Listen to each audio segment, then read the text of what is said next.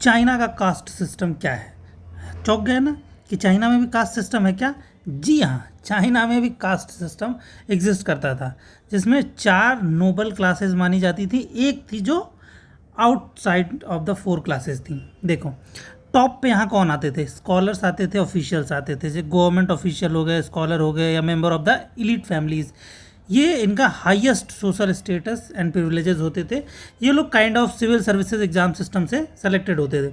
Second number पे आते थे फार्मर या एग्रीकल्चर वर्कर्स, जिनको कहते थे नोंग यानी पीजेंट्स। इनकी रिस्पेक्ट खूब होती थी सोसाइटी में।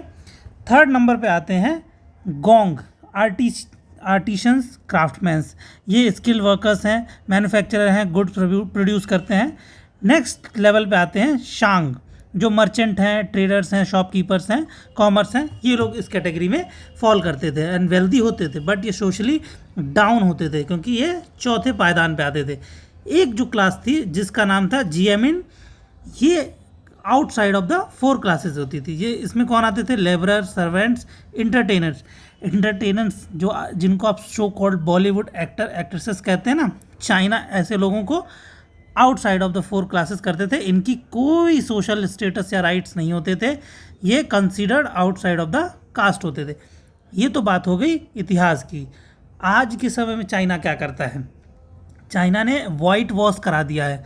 जब होता है ना, कई बार दीवार ख़राब हो जाए, आपको कुछ ना समझ में आए, तो आप उसको वाइट वॉश करवा देते हो, तो दीवार बड़ी अच्छी लगने लगती है। तो चाइना की जो हंसती खेलती चमकती और इस तरीके से चमचमाती बिल्डिंग्स आपको दिखती है ना, उसके पीछे की सच्चाई ये है कि आप टीयर 1, टीयर 2 या टीयर 3 सिटीज़ में आप कभी पैदा हो जाते हैं चाइना के, तो आप टीयर 3 के रहने वाले टीयर 2 में काम तो कर सकते हैं या टीयर 1 में काम तो कर सकते हैं, लेकिन पर्टिकुलर टाइम के बाद आप उसे वापस वहीं जाना पड़ेगा टीयर 3 में।